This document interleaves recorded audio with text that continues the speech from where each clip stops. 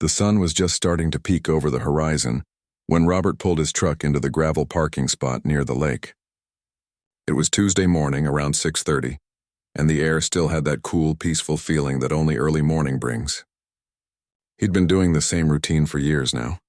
Wake up early, grab his fishing gear, and spend an hour or two by the water before heading to work. It was his favorite time of day, when the world was quiet and all he had to think about was whether the fish were biting. Robert grabbed his tackle box and fishing rod from the back of his truck, whistling a little tune as he walked toward his usual spot on the dock. The lake was beautiful this time of year, with the morning mist still hovering over the water and the trees reflected perfectly on the glassy surface. This place was special to him. It wasn't just some random fishing spot. This was his lake, though most of the newer neighbors had no idea about that little detail. He was about halfway down the dock when he heard voices behind him, sharp, urgent voices that seemed out of place in the peaceful morning setting. "Excuse me, sir, you need to stop right there." Robert turned around, a bit confused. 3 people were speed-walking toward him from the direction of the neighborhood. 2 women and 1 man, all of them dressed like they were heading to some important business meeting despite it being barely past dawn. The woman in front was waving a folder in the air like it was some kind of weapon.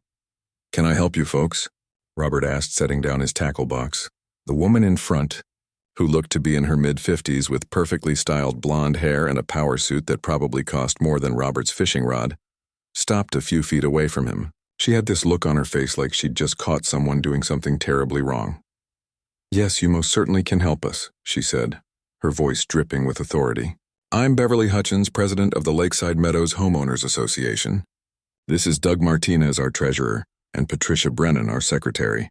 We need to discuss your unauthorized use of community property." Robert blinked. "I'm sorry, what?" Beverly opened her folder with a dramatic flourish. "We've received multiple reports of you fishing here without proper authorization. The HOA board has implemented new regulations regarding lake usage, and you're in clear violation of those regulations." Doug, a thin man with wire-rimmed glasses, nodded seriously. "The rules were sent out via email 3 weeks ago. All residents are required to submit an application for recreational lake access, and usage is only permitted during designated hours." Robert felt a smile tugging at the corner of his mouth, but he kept his expression neutral. "Is that so?" "It most certainly is," Patricia chimed in. She was younger than the other 2, maybe in her early 40s, and seemed extremely eager to flex her newfound authority. "The lake is a shared community resource, and we need to ensure it's being used responsibly and equitably by all residents." Beverly pulled out a sheet of paper from her folder. "This is an official notice of violation. You're being fined $200 for unauthorized lake access. Additionally, if we catch you here again without proper approval, the fines will increase to $500 per incident." Robert took the paper and glanced at it. It was printed on fancy letterhead with the HOA logo at the top. Someone had put a lot of effort into making this look official. He folded it carefully and slipped it into his shirt pocket. "Anything else?" he asked calmly. Beverly looked a bit thrown off by his casual reaction. She'd probably expected him to argue or get defensive. "Yes, actually. We need you to leave the premises immediately, and you'll need to attend our next HOA meeting to discuss this matter further. The meeting is next Thursday at 7 p.m. in the community center," Doug added, consulting his phone. "Attendance is mandatory for all residents facing disciplinary action." Robert looked at the 3 of them standing there in their business clothes, looking so serious and official. He could tell them the truth right now. Could pull out his phone and show them the property deed he kept a digital copy of. Could explain that they were standing on his dock on his lake, threatening him with fines for using his own property. But something made him hold back.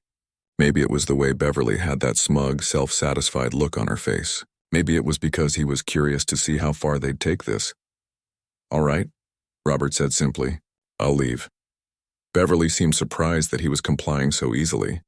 "Good. We're glad you're being reasonable about this. We're not trying to be difficult, you understand.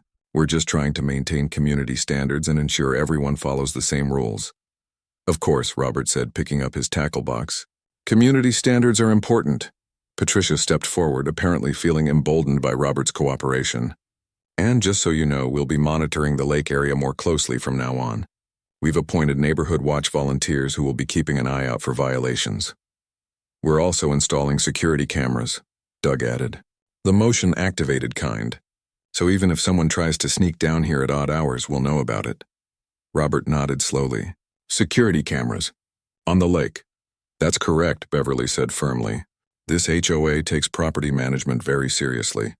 We're not like the previous informal arrangement people around here were used to. We have actual rules now, actual structure. Some people might not like it, but that's how functional communities operate.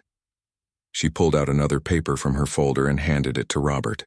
This is an information packet about the HOA and our regulations. I suggest you read it thoroughly. There's a section specifically about lake access and recreational activities. You'll see that fishing requires not only an application, but also proof of fishing license, liability insurance, and attendance at our lake safety seminar. A safety seminar, Robert repeated. Yes, it's a 2-hour course we hold once a month. The next one is in 3 weeks. You're welcome to attend, though you'll need to pay the $50 registration fee first. Robert glanced at the information packet. It was at least 20 pages long, stapled together with multiple colored tabs marking different sections. Someone had spent a lot of time putting this together. We know it seems like a lot, Patricia said, her voice taking on a slightly more sympathetic tone. But we're really just trying to protect everyone and maintain our property values. You understand, right? Oh, I understand, Robert said, and he meant it. He understood perfectly well what was happening here. A new HOA board, drunk on their tiny bit of power, making up rules without actually checking what they had the authority to do. It was a tale as old as time. Beverly seemed to take his response as agreement. She smiled, the expression not quite reaching her eyes. Wonderful. Then we'll see you at the meeting next Thursday. Please don't make us send you another violation notice. We'd hate to have to take more serious action. What kind of serious action? Robert asked, genuinely curious. Legal action, Doug said, adjusting his glasses. The HOA has an attorney on retainer. If residents refuse to comply with regulations, we can pursue the matter through the courts. It's all outlined in the bylaws. The bylaws, Robert echoed. Yes, the bylaws that every homeowner agreed to when they purchased their property, Beverly said. They're legally binding. You might want to review those as well. They're on the HOA website. Robert watched as the three of them stood there looking so proud of themselves, so confident in their authority. They had no idea. Not a single clue. And the best part was, they were so busy feeling important that they hadn't even bothered to do basic research about the property they were supposedly managing. I'll definitely look into that, Robert said. The bylaws, I mean. Sounds like important reading. It is, Beverly agreed. Now we really do need you to vacate the area. We have a busy day ahead of us and other HOA matters to attend to. Robert nodded and started walking back toward his truck, his fishing gear in hand. Behind him, he could hear the 3 board members talking amongst themselves, their voices carrying across the quiet morning air. That went well, Patricia was saying. He seemed reasonable once we explained the situation. Some people just need a firm hand, Beverly replied. They get used to doing whatever they want and they forget that rules exist for everyone's benefit. Doug's voice chimed in. Should we send an email to the whole community about this? You know, as a reminder that lake regulations are being enforced? Good idea, Beverly said. Draft something up and send it out this afternoon. Make sure everyone knows we're serious about compliance. Robert climbed into his truck and set his unused fishing gear in the passenger seat. Through his windshield, he could see the 3 board members walking back toward the neighborhood, probably heading off to ruin someone else's morning with their newfound authority. He pulled out the violation notice from his pocket and read it again, shaking his head with a quiet chuckle. $200 for fishing on his own property. That was a new one. Robert started the engine and began driving home, already thinking about next Thursday's meeting. He had a week to prepare, and he was definitely going to make the most of it. This was going to be interesting. Robert pulled into his driveway and sat in the truck for a moment, still smiling about what had just happened. The morning sun was higher now, and he could hear birds chirping in the trees around his property. His house sat on a nice piece of land, about 3 acres total, with a direct view of the lake from his back deck. He'd built this place himself back in 2010, long before any of these other houses existed. He grabbed his fishing gear and headed inside, where his wife Linda was making coffee in the kitchen. She looked up when he came in, surprised to see him back so early. That was quick, she said. Fish not biting today? Robert set his tackle box down and pulled out the violation notice from his pocket, handing it to her. Didn't even get to cast a line. Got shut down by the HOA. Linda read the paper, her eyebrows climbing higher with each line. They fined you $200 for fishing? Are they serious? Dead serious, Robert said, pouring himself a cup of coffee. 3 of them showed up like they were the property police. Told me I need to apply for lake access and attend a safety seminar. Linda looked at him, then back at the paper, then started laughing. They have no idea, do they? Not a clue, Robert said, grinning. And I didn't tell them either. Figured it would be more interesting to let this play out. You're terrible, Linda said, but she was smiling too. When's the HOA meeting? Next Thursday. Apparently my attendance is mandatory. Robert took a sip of his coffee. I should probably dig out the paperwork. You know, just to have everything ready. Linda nodded toward his office. It's all in that gray filing box, right? The one in your closet? Yep. I'm going to go pull it out. This should be fun. Robert headed to his home office, a small room at the back of the house that overlooked the lake. He could see the dock from here, empty now except for a couple of ducks paddling around near the shore. The water sparkled in the morning light, peaceful and undisturbed. His lake, his property, and some HOA board thought they could tell him when and how he could use it. He opened the closet and pulled out the gray filing box from the top shelf. It was one of those heavy-duty plastic containers, the kind designed to protect important documents. He'd labeled it years ago with a piece of tape that read, Property Documents, Lake House. Robert carried the box to his desk and opened it up. Inside were neatly organized folders, each one labeled and dated. He'd always been particular about keeping records. His father had taught him that. Paper might seem old-fashioned, his dad used to say, but when someone questions your rights, paper is what proves them wrong. The first folder contained the original property deed from 2010. Robert pulled it out and looked at the legal description, 23 acres total, including the lake itself and all the land surrounding it. He'd bought the whole parcel from an older couple who were retiring and moving to Florida. The price had been steep, but it was worth every penny. Back then, this area was still pretty rural, just farms and woods mostly. He'd built his house on 3 acres at the north end, positioning it for the best lake view. Then he'd spent a few years just enjoying the property, fishing whenever he wanted, having friends over for barbecues, living the quiet life he'd always dreamed about. But by 2015, developers started sniffing around. The city was growing, sprawling outward, and suddenly his rural paradise was in the path of progress. Robert had gotten at least a dozen calls from different development companies wanting to buy his land. At first, he'd said no to all of them. But then he met a developer named Frank Chen, who had a different approach. Frank didn't just want to buy the land and kick Robert out. He proposed a partnership. They'd subdivide most of the property for a residential development, but Robert would keep his house, his immediate land, and most importantly, the lake itself. Robert pulled out the next folder, which contained the subdivision plat from 2018. This was the document that had created the Lakeside Meadows neighborhood. Looking at the survey map, you could see how they'd divided the remaining 20 acres into 40 residential lots, each one about half an acre. The lots circled around the lake, but the lake itself was clearly marked as retained by R. Peterson, not part of subdivision. The development had taken about 2 years to complete.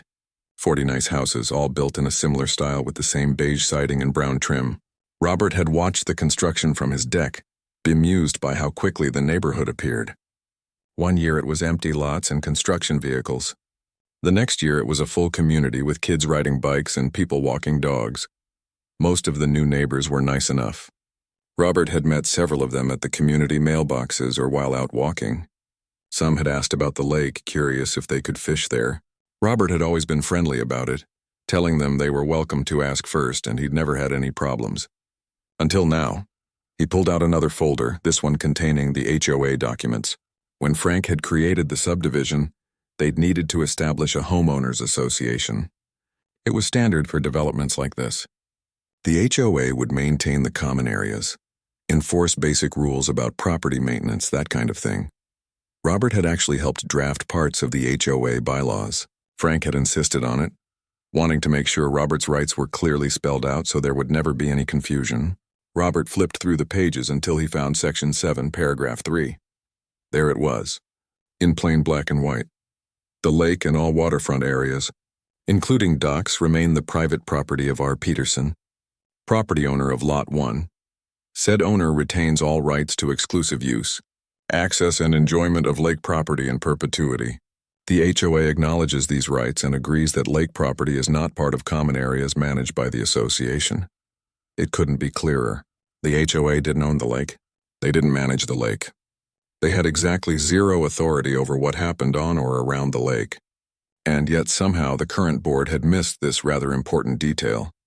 Robert pulled out his phone and took photos of all the relevant documents. The deed, the plat, the HOA bylaws, the easement agreements. He wanted digital copies handy for the meeting. Then he sat back in his chair and thought about what had happened that morning. Beverly, Doug, and Patricia. The new HOA board. Robert had heard about them, actually. Linda had mentioned that the neighborhood had elected new leadership a few months back. The previous board had been pretty laid back, mostly just handling basic stuff like snow removal from the streets and maintaining the entrance sign. But apparently some residents had wanted stronger leadership and better enforcement of standards. Well, they'd certainly gotten what they asked for. Robert checked his email and found the message the board had sent out 3 weeks ago about new lake regulations. He'd seen it at the time but hadn't paid much attention, assuming it didn't apply to him. Reading it now, he could see it was full of rules about applications, designated hours, safety equipment requirements, all sorts of nonsense. At the bottom was a line that said, "These regulations apply to all residents and guests without exception." Without exception. That was bold. He scrolled through his other emails and found another message from the HOA, sent just that morning. The subject line read, "Important lake violations being enforced." Robert clicked it open. Beverly had written a long email explaining that the board was cracking down on unauthorized lake use. She didn't mention Robert by name, but it was pretty obvious who she was talking about. The email warned all residents that violations would be taken seriously and that repeat offenders could face escalating fines and potential legal action. There was a section about how the board had consulted with an attorney and was prepared to use all legal means necessary to enforce HOA regulations. Beverly had even included the attorney's contact information, like she was showing off that they had legal backing. Robert forwarded the email to his own attorney, a guy named Bill who'd handled the property transaction back in 2010 and had helped with the subdivision paperwork. He added a short note. "Bill, you're going to love this. HOA is threatening to sue me for using my own lake. Can you clear your schedule for next Thursday evening?" Bill replied within 5 minutes. "Are you kidding me? This I've got to see. Count me in." Robert spent the next hour organizing his documents and making notes. He wanted to be thorough about this. It would have been easy to just call Beverly and explain the situation, clear everything up with a quick conversation, but something about the way she'd confronted him that morning, so smug and self-righteous, made him want to handle this differently. She hadn't asked questions, hadn't verified her facts. She'd just assumed she had authority and started throwing around threats and fines. That kind of behavior needed to be corrected, and Robert figured a public correction at the HOA meeting would be more educational for everyone involved. Around lunchtime, Linda came into the office carrying sandwiches. "How's the preparation going?" "Good," Robert said. "I've got everything documented. Bill's coming to the meeting too." Linda sat down in the chair across from his desk. "You know, you could just call them and explain. Save everyone the embarrassment." "I could," Robert agreed. "But would they learn anything from that? Beverly seems like the type who needs to learn lessons the hard way." "That's probably true," Linda admitted. "I saw her at the grocery store last week. She was arguing with the manager about some expired coupon. Spent 20 minutes holding up the line over $3. Robert chuckled. "Sounds about right. These are the kinds of people who join HOA boards because they like telling others what to do." "So what's your plan for the meeting?" Linda asked. "Show up, let them present their case, then politely educate them about who actually owns the lake." Robert took a bite of his sandwich, with documentation to back it up. "Think they'll be mad?" "Oh, definitely. But they'll be more embarrassed than anything." "Making accusations without checking basic property records? That's amateur hour," Linda smiled. "I kinda wish I could be there to see Beverly's face." "I'll give you a full report," Robert promised. He spent the rest of the afternoon making sure everything was in order. He made copies of all the relevant documents, organized them in a folder, and even created a simple one-page summary showing the timeline of events. Purchased property in 2010, subdivided in 2018, HOA established with clear exclusion of lake property. It was straightforward stuff. As evening approached, Robert stood on his back deck looking out at the lake. The sun was starting to set, painting the water in shades of orange and pink. A few ducks were still swimming around, and he could see a fish jump near the far shore. This was his favorite view in the world. His peaceful spot, his lake. And next Thursday he was going to make absolutely sure everyone understood that. The week leading up to the HOA meeting felt longer than usual. Robert went about his normal routine, going to work, coming home, but he deliberately avoided the lake. He didn't want to give Beverly and her board any more ammunition before the meeting. Besides, the anticipation was kind of enjoyable. He knew something they didn't, and soon everyone would know it too. By Wednesday evening, Linda told him that the neighborhood was buzzing with gossip. She'd run into their neighbor Helen at the mailbox, and apparently Beverly had been going door to door talking about the fishing situation and encouraging people to attend the meeting to show their support for proper rule enforcement. Helen said at least 30 people are planning to come. Linda reported, Beverly's been telling everyone that this is about maintaining property values and community standards. Robert just smiled. Well, it should be a good turnout then. Thursday arrived, and Robert spent extra time that evening getting ready. He put on a nice button-down shirt and his good jeans. Not too formal, but respectful. He wanted to look like someone who took this seriously. He gathered his folder of documents, double-checked that everything was in order, and drove the short distance to the community center. The parking lot was nearly full when he arrived at 6:45. Robert could see people filing into the building, most of them neighbors he recognized by sight even if he didn't know all their names. Through the windows he could see Beverly at the front of the room, arranging papers on a table and talking animatedly to Doug and Patricia. Bill, his attorney, pulled up in the spot next to Robert.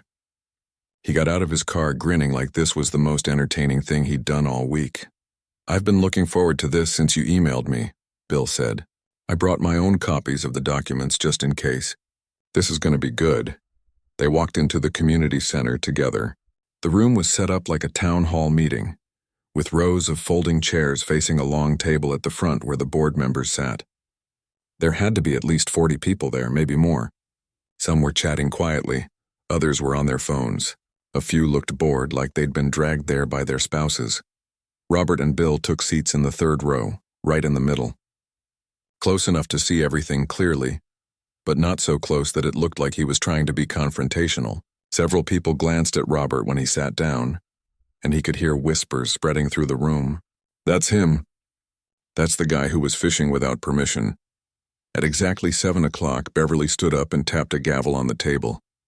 Apparently the HOA had bought an actual gavel. She was dressed in a dark blue pantsuit that looked like she was about to argue a case in front of the Supreme Court. Good evening, everyone, Beverly announced in her most authoritative voice. Thank you all for coming to this important meeting. We have several items on the agenda tonight, but we'll be starting with a matter of significant concern to the community. She clicked a button on her laptop, and a PowerPoint presentation appeared on a screen behind her.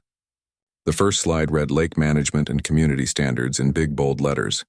Robert had to give her credit. She'd really gone all out on this presentation. As many of you know, Beverly continued, our beautiful lake is one of the centerpiece features of Lakeside Meadows. It's what makes our community special and helps maintain our property values. That's why it's crucial that we manage this resource responsibly. She clicked to the next slide, which showed a photo of the lake at sunset. Very dramatic. 3 weeks ago, the board implemented comprehensive regulations for lake usage. These regulations were designed to ensure safety, maintain water quality, and provide fair access to all residents. We sent these regulations to every household via email and posted them on the community website. Doug nodded seriously from his seat at the table, like he was agreeing with every word. Beverly clicked to another slide that listed all the rules she'd created. Applications, safety seminars, designated hours, liability insurance, the works. These are reasonable, common-sense rules that any well-managed community would have. We modeled them after regulations used by HOAs in similar neighborhoods. A few people in the audience murmured in agreement. Robert noticed one woman in the front row nodding enthusiastically. However, Beverly said, her voice taking on a more serious tone. We've encountered a problem. Despite these clear regulations, we have a resident who has repeatedly violated them. She clicked to a new slide, and Robert almost laughed. It was a photo of him walking down the dock with his fishing rod, clearly taken from a distance. So they really had been watching the lake. This individual was caught fishing without authorization on Tuesday morning of last week. When confronted by board members, he was issued a violation notice and asked to leave the premises, which he did. However, his attitude suggested a lack of respect for community rules. Robert kept his expression neutral, but inside he was amazed at how Beverly was spinning this. His attitude had been perfectly polite. We're bringing this matter before the community tonight because it represents a larger issue, Beverly continued. If we allow one person to ignore the rules, it sets a precedent that rules don't matter. And if rules don't matter, our whole community structure breaks down. She was really getting worked up now, her voice rising with passion. Property values decline. Safety concerns increase. The character of our neighborhood changes. This is about more than just one person fishing. This is about whether we're going to be a community that respects order and standards, or whether we're going to allow chaos. Several people applauded. The woman in the front row actually said, "Hear, hear." Patricia stood up next. She had a stack of papers in front of her. We've consulted with our attorney about this matter, she said, and we've been advised that the HOA has full legal authority to enforce these regulations. Violations can result in fines, and repeated violations can result in liens against the violator's property. Now Doug stood up. We've also researched the costs of taking legal action if necessary. The HOA has funds set aside for enforcement, and our attorney has agreed to represent us at a reduced rate because he believes in the importance of maintaining community standards. Robert glanced at Bill, who was trying hard not to smile. Beverly gestured toward Robert. The violator is here tonight. Robert Peterson, would you please stand up? Robert stood slowly, and every head in the room turned to look at him. He could feel the weight of 40 pairs of eyes, most of them disapproving. Mr. Peterson, Beverly said, this is your opportunity to address the board and the community. Do you have anything to say for yourself? Robert picked up his folder and walked calmly to the front of the room. Beverly looked pleased, probably thinking he was going to apologize or beg for leniency. He set his folder on the table and turned to face the audience. Thank you for the opportunity to speak, he said. His voice was calm and steady. First, I want to thank Beverly, Doug, and Patricia for their dedication to the community. It's clear they've put a lot of time and effort into this. Beverly looked slightly mollified by this. Maybe he wasn't going to be difficult after all. I also appreciate everyone coming out tonight, Robert continued. I know you're all busy, and giving up your Thursday evening shows you care about the neighborhood. That's great to see, a few people nodded. The woman in the front row still looked skeptical, but she was listening. Now, about this lake situation, Robert said. Beverly mentioned that I showed a lack of respect for community rules. I want to address that because respect is actually very important to me. He opened his folder and pulled out the first document. This is the property deed for my house and land. I bought it in 2010, 15 years ago, long before this neighborhood existed. The deed is for 23 acres total. He held up the document so people could see it, though he knew most of them couldn't read it from their seats. Beverly was starting to look less confident. In 2018, I worked with a developer to subdivide most of that land to create lakeside meadows. We created 40 residential lots. But as you can see from this subdivision plat, he pulled out another document. The lake and the land immediately around it were specifically excluded from the subdivision. Doug's face had gone pale. Patricia was frantically typing something on her phone. The lake isn't community property, Robert said clearly. It's my private property. It always has been. The HOA doesn't own it, doesn't manage it, and doesn't have any authority over it. The room erupted in whispers. The woman in the front row looked shocked. Beverly's face was turning an interesting shade of red. Now, I'm not telling you this to embarrass anyone, Robert continued. But Beverly asked me to address the board, so I'm laying out the facts. And here's the most important fact. He pulled out another document, this one with highlighted sections. This is a copy of the HOA bylaws. The bylaws that every homeowner agreed to when they bought their property. Section 7, paragraph 3, specifically states that the lake remains my private property, and that the HOA acknowledges it has no authority over the lake. Beverly grabbed the document from the table in front of her, the one she'd been reading from all night. She started flipping through pages frantically, Doug and Patricia looking over her shoulder. It's on page 12, Robert said helpfully. The room was completely silent now except for the sound of Beverly turning pages. When she found the section, she stopped, her finger on the text. She read it, then read it again. Her mouth opened, but no words came out. Robert looked at the audience. So when Beverly says I was violating community rules by fishing on the lake, that's not accurate. I was fishing on my own private property, which I've owned for 15 years. The HOA has no authority to fine me, no authority to restrict my access, and definitely no authority to require me to attend safety seminars about using my own lake. He said it kindly, without any anger or smugness, just stating facts, but the impact was devastating. You could see the realization spreading across faces throughout the room. I didn't mention any of this when Beverly confronted me last week because, honestly, I thought it would be better to address it here, publicly, so everyone could understand the situation, Robert said. I respect this community. I helped create it, but I also need people to understand that the lake isn't part of the HOA's jurisdiction. Bill stood up from his seat. For the record, I'm Bill Crawford, Mr. Peterson's attorney. I have certified copies of all these documents if anyone wants to verify them. Everything he's saying is completely accurate and legally documented. Beverly was still standing at the table holding the bylaws, looking like someone had just told her the earth was flat. Doug had his head in his hands. Patricia was staring at her phone like it might have answers. Robert addressed Beverly directly. I'm willing to return your $200 fine notice, he said, pulling it from his folder. And I'd suggest the board might want to review the rest of the bylaws carefully before implementing any more new regulations, just to make sure you're staying within your actual authority. He set the violation notice on the table and walked back to his seat. The room remained silent for a long moment. The silence in the room was so thick you could cut it with a knife. Robert sat back down in his seat while 40 pairs of eyes shifted between him and the mortified board members at the front table. Beverly was still holding the HOA bylaws like they'd personally betrayed her, her face cycling through shades of red and white.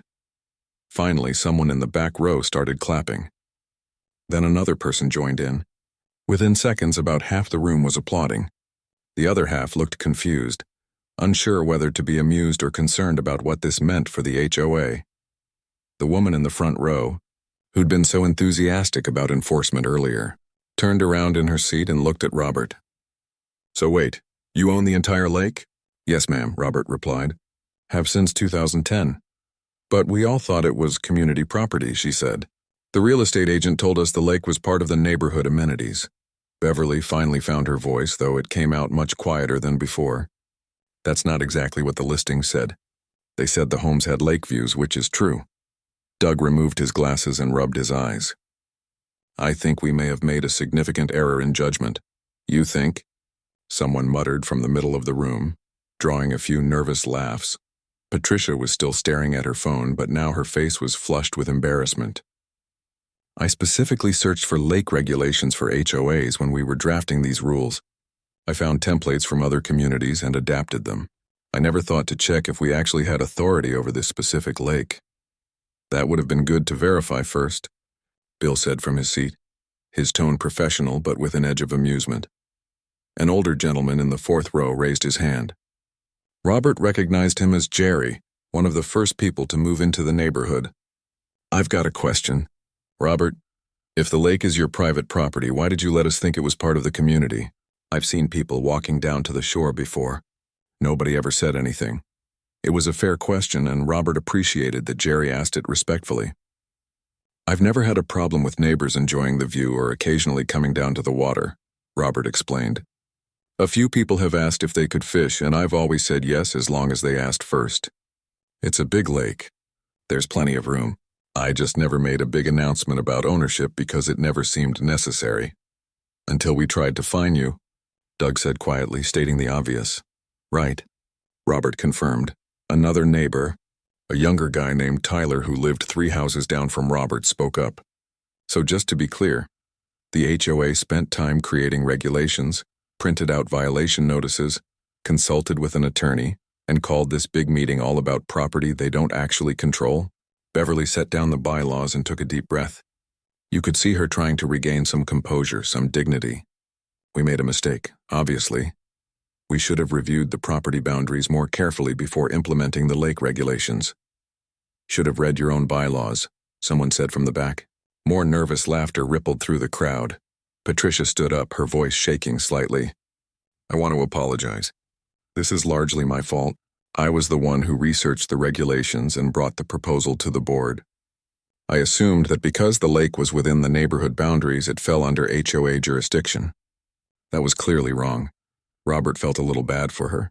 At least she was owning up to the mistake. I appreciate that, he said. Beverly was still standing, but she looked diminished somehow, like all the authority had drained out of her. Mr. Peterson, I apologize as well. We overstepped our bounds significantly. The violation notice is obviously void, and we'll be canceling all the lake regulations immediately. Thank you, Robert said simply. Jerry raised his hand again. So what happens now? Can we still go down to the lake, or is Robert going to put up no trespassing signs? The room got quiet again. This was clearly on everyone's mind. If Robert wanted to, he could completely restrict access to the lake. It was his property after all. Robert stood up again. I'm not planning to change anything. Like I said, I've never had a problem with neighbors enjoying the lake. People have been respectful. I just want to make sure everyone understands that it's private property, not a community amenity managed by the HOA. So we can still walk down there? A woman asked hopefully. Sure, Robert said. Just be respectful. Don't leave trash, don't blast music at midnight, common sense stuff. If someone wants to fish, just ask me first. My number's in the neighborhood directory. The relief in the room was visible. Several people nodded appreciatively. Tyler spoke up again. Honestly, that's more generous than you have to be, especially after they tried to fine you on your own property. Beverly winced at that. She picked up her gavel, then seemed to realize how ridiculous it would be to use it now and set it back down.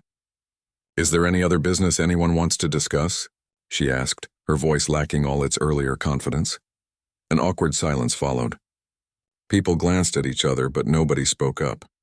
Finally, Doug made a motion to adjourn the meeting.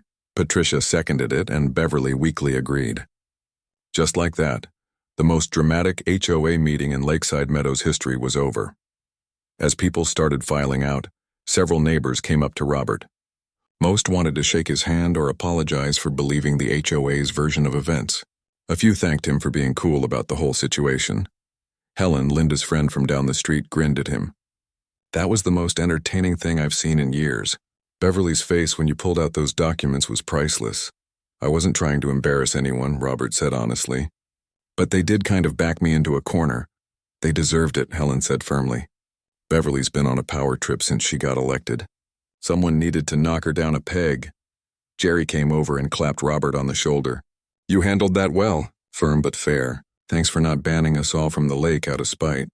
It's a big enough lake to share, Robert said. Always has been. As the crowd thinned out, Robert noticed Beverly gathering her papers at the front table. Doug and Patricia had already left, probably eager to escape the embarrassment. Beverly was alone, moving slowly like she was carrying a heavy weight. Robert walked up to the table. Bill gave him a questioning look, but Robert waved him off. His attorney headed toward the door, understanding that Robert wanted to handle this privately. Beverly, Robert said quietly.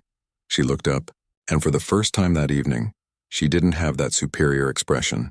She just looked tired and embarrassed. I really am sorry, she said. I thought I was doing the right thing. Protecting the community, maintaining standards. I never imagined I was so completely wrong about the basic facts. I know, Robert said, and I get it. You care about the neighborhood. That's good. But maybe take this as a lesson to verify facts before taking action. Beverly nodded. I'm going to resign from the board. After tonight, I don't think I can face people anymore. Robert considered that. Part of him thought it might be for the best. But another part remembered that despite this disaster, Beverly had put in real effort. She'd organized meetings, created regulations, tried to improve the community. She just needed to learn some humility. You don't have to resign, Robert said. Everyone makes mistakes. Big ones even. What matters is what you do after. How can I stay on the board after this? Beverly asked. Everyone saw me make a complete fool of myself. They saw you make a mistake, Robert corrected. If you resign now, that's all anyone will remember. But if you stay, learn from this, and actually do some good for the community, People will respect that. Beverly looked at him skeptically. You're being awfully gracious considering I tried to fine you and threatened legal action. Robert shrugged. Like I said, everyone makes mistakes. Besides, the neighborhood does need an HOA for some things. Snow removal, maintaining the entrance, organizing the annual barbecue. Someone's got to do it. Just not lake management, Beverly said with a weak smile. Definitely not lake management, Robert agreed. They stood there for a moment in the empty community center. Finally, Beverly extended her hand. Thank you for not being vindictive about this. You could have made it a lot worse. Robert shook her hand. Not my style. Just wanted to make sure we were all clear on the facts. Crystal clear, Beverly said. And for what it's worth, I really will be more careful going forward. No more regulations without thorough research first. That sounds like a good policy, Robert said. He helped her gather her papers and turn off the projector. They walked out together, turning off lights and locking the door behind them. The parking lot was mostly empty now, just their 2 vehicles remaining. See you around, Beverly said. Getting into her car. See you around, Robert replied. He drove home slowly, taking the long way through the neighborhood streets. Lights were on in most houses, and he could see families through windows, people settling in for the evening. This was a good community, really. Good people trying to make a nice place to live. When he pulled into his driveway, Linda was waiting on the front porch. She stood up as soon as she saw him, clearly eager to hear what happened. Well? She asked before he even got out of the truck. Robert grinned. Let's just say the lake regulations have been permanently canceled. Linda laughed. I want to hear everything. Every single detail. They went inside and Robert spent the next hour telling her the whole story. About Beverly's PowerPoint presentation, the photo of him fishing, the dramatic moment when he pulled out the property documents, the stunned silence in the room. Linda laughed in all the right places and shook her head at Beverly's overconfidence. I almost feel sorry for her, Linda said when Robert finished. I do feel sorry for her, Robert admitted. She genuinely thought she was doing the right thing. She just didn't do her homework first.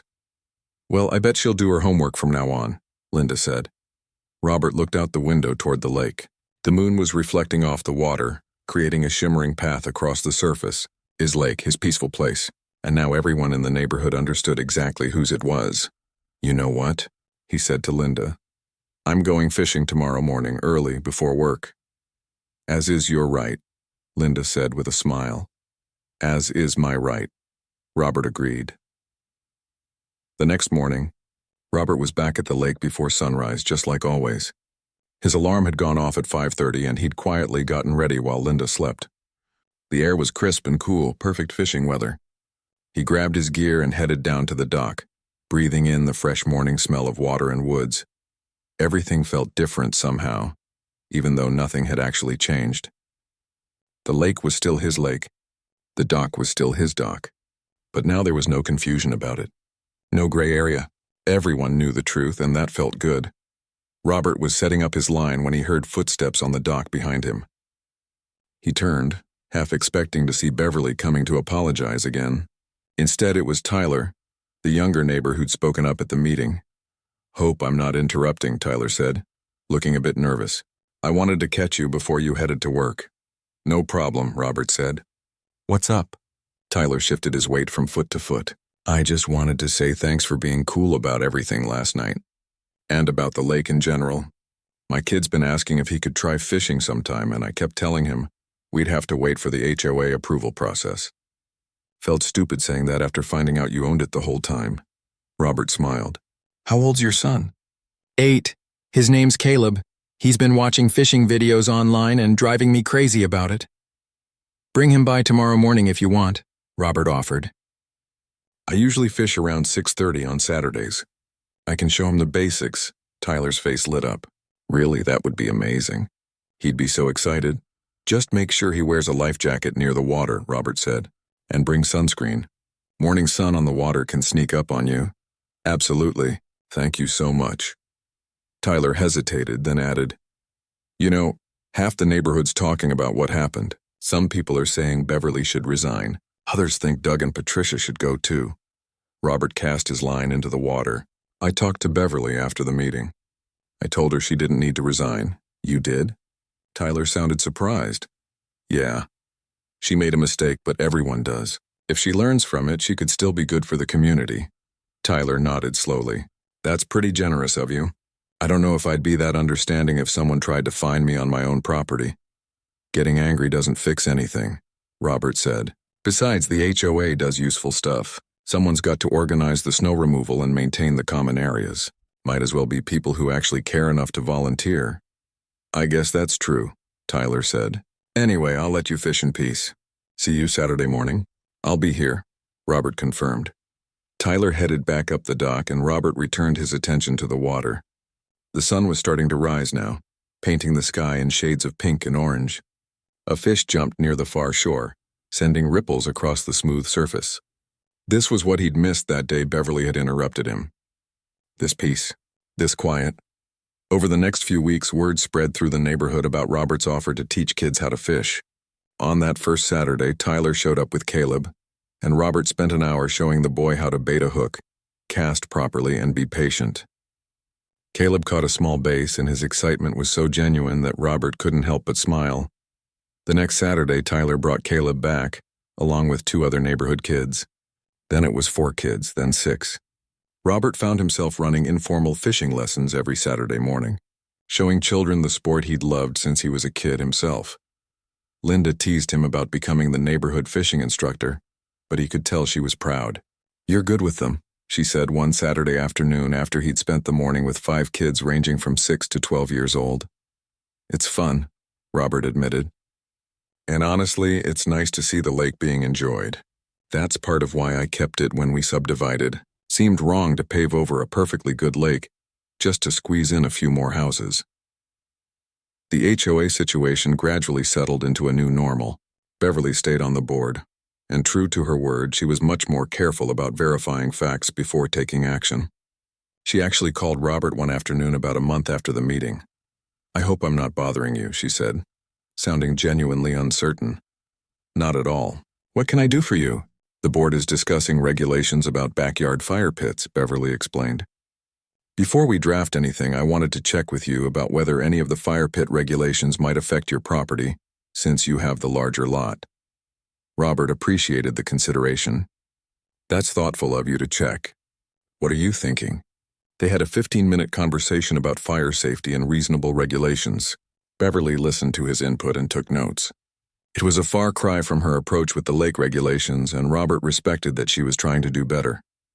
"Thank you for your time," Beverly said before hanging up. "And thank you for not holding a grudge about that whole mess." "Water under the bridge," Robert said. "Or water in the lake, I guess." Beverly actually laughed at that. The neighborhood newsletter, which Patricia edited, ran a small piece about the fishing lessons. It included a nice photo of Robert helping a young girl named Sophie cast her line, both of them grinning at the camera. The article explained that Robert was offering free fishing instruction on Saturday mornings for any interested kids, and that he was doing it as a service to the community. Helen showed Robert the newsletter at the mailbox one day. "You've become quite the local celebrity," she said. "I just like fishing," Robert protested. "And kids are fun to teach." "Well, you've certainly changed the tone around here," Helen said. After that meeting, people were divided about the HOA.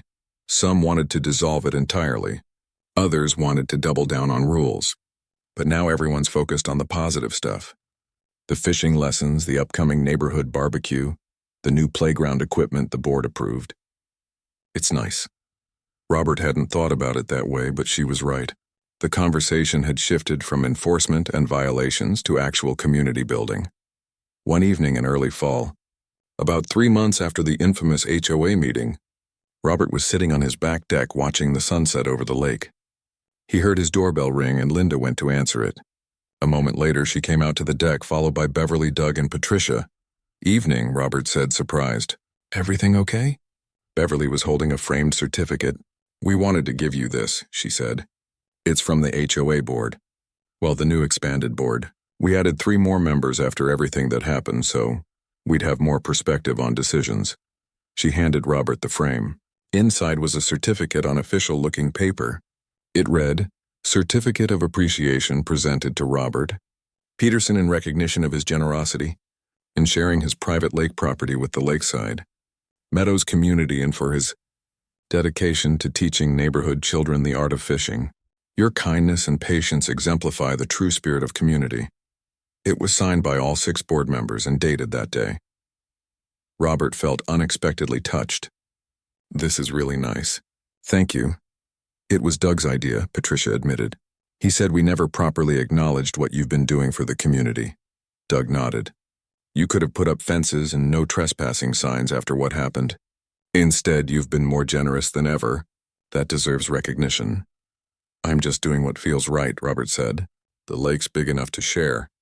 Still, Beverly said, not everyone would see it that way. And we wanted you to know that the board appreciates it. The whole community does. Linda brought out some cold drinks and they all sat on the deck for a while, talking about the neighborhood and upcoming events. Beverly mentioned they were planning a fall festival and asked if Robert would be willing to do a fishing demonstration for the kids. Sure, Robert agreed. That sounds fun. As the sun disappeared below the horizon and the first stars appeared, the conversation turned to how the neighborhood had changed since those early days when it was just dirt lots and construction vehicles. I remember when you first started building houses, Robert said. I wasn't sure how I'd feel about having so many neighbors. I'd gotten used to the quiet and privacy. Any regrets? Doug asked. Robert looked out at the lake, thinking about Saturday mornings with excited kids learning to fish, about neighbors waving hello during evening walks, about community barbecues and block parties. No, he said honestly. No regrets at all. It's been good having you all here. Even after the whole lake regulation disaster? Beverly asked with a self-deprecating smile. Even after that, Robert confirmed. Made for a good story anyway. They all laughed and the sound carried across the water. After his visitors left, Robert and Linda stayed on the deck a while longer.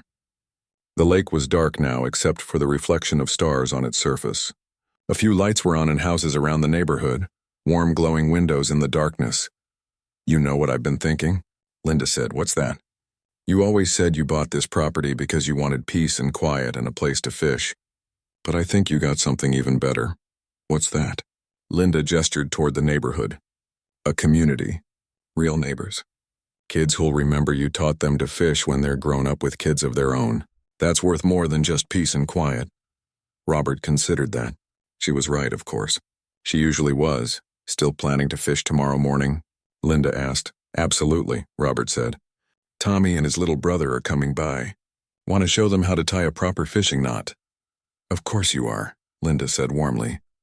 The next morning, Robert was up before dawn again, gathering his fishing gear. As he walked down to the lake, he could see a few lights clicking on in neighboring houses. People getting ready for their day. His community. He reached the dock just as the sky was starting to lighten in the east. The water was calm and perfect. His lake, his dock, his peace. But now shared with people who appreciated it. And that, Robert thought as he cast his first line of the day, made it even better.